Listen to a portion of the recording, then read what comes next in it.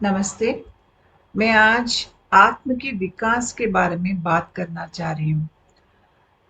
जब हम पहले मानव की जो जन्म हमको मिलता है, तब हमारे अंदर एक व्यक्तित्व पूरी तरह से विकसित होकर नहीं रहती है।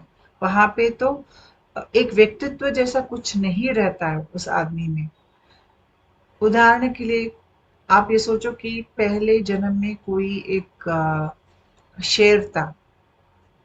वो अगले जन्म में वो इंसान बन के पैदा हुआ है, लेकिन उसमें जो शेर में जो क्रूरता है वो उसमें अच्छी तरह से दिख जाएगी। आप इस आदमी के अंदर अभी तक वो जानवर की जो प्रवृत्ति है वो बहुत ही ज्यादा प्रबल है। उससे बाहर नहीं आ सकता ये आदमी। उससे बाहर निकलने को उसको बहुत सारे जन्म लग जाएंगे, क्योंकि जो मूलाधार चक्र जो हमारे अंदर है, जो नीचे सबसे नीचे वाला चक्र है वो मनुष्य के शरीर में, वो जानवरों में सबसे ऊपर चक्र है। जैसे कि हमारा सहस्रार चक्र है जो सबसे ऊपर यहाँ पे रहता है, जानवर के लिए मूलाधार चक्र सबसे ऊपर चक्र रहता है। जब जानवर में मूलाधार चक्र खुल जाता है तो अगले जन्म में वो मनुष्य जन्म में पैदा होता है।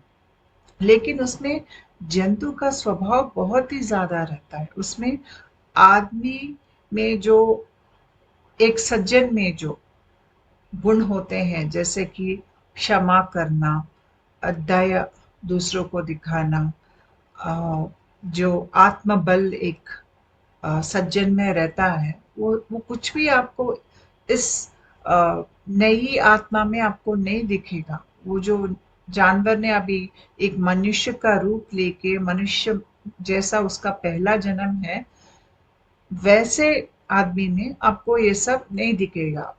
ज्यादातर ये आदमी दुर्जन रहते हैं, क्योंकि इनमें कोई व्यक्तित्व नहीं है। अच्छाई जैसी चीज अभी तक उनमें वो शुरू नहीं हुआ है। तो अगर आदमी में कुछ संस्कार आते हैं, कुछ अच्छा वो कर सकता है, कुछ अच्छा सोच रहा है, कुछ अच्छा वो बाहर लोगों के लिए करना चाहता है, वो सज्जन बनता है। लेकिन सज्जन बनने में हमको हमारे अंदर ये एक व्यक्तित्व हमको विकसित करना पड़ता है। और ये व्यक्तित्व विकास जो होता है वो बहुत सारे जन्मों के बाद हम में होता है। तब तक आदमी क्रूर रहता है, भय में जीता है, या कुछ लाभ के लिए जीता है। वो अपने स्वलाभ के लिए औरों पर वो अत्याचार भी करता है, या उनको मार पीट करता है और उसको छीन लेता है। ये सब काम एक आदमी जिसकी व्यक्तित्व पूरी तरह से विकसित नहीं होती है वो करता है। मैंने इस विषय पर इंग्लिश में वीडियोस किए हैं, जहाँ पे मैंने विस्तार से बात किया कैसे हमारे अंदर व्यक्तित्व विकसित होता है, व्यक्तित्व में कितने तरह के व्यक्तित्व होते हैं। आप अपनी व्यक्तित्व की परीक्षा भी वहाँ पे ले सकते हैं। जब तक हम ये व्यक्तित्व की ये जो बंधन में बंधे रहते हैं, माया का हमारे ऊपर पूरा पकड़ रहता है। अगर हमको माया की पकड़ से बाहर आना है तो हमको अपने व्यक्तित्व से भी बाहर निकलना पड़ेगा। ये हम कैसे कर सकते हैं और ये व्यक्तित्व किस तरह से हम में तैयार होता है, मैंने ये सब समझाया है अपने इंग्लिश वीडियो की सीरीज में। मैं उसके लिंक नीचे डिस्क्रिप्शन बॉक्स में लगाऊंगी। आप कृपया वो वीडियोस देखिए हिंदी के सबटाइटल्स के साथ। आपको पूरी बात समझ में आ जाएगी। और जब आप अपने व्यक्तित्व के बारे में जानेंगे तो आपको अपनी जिंदगी समझ में आ जाएगी।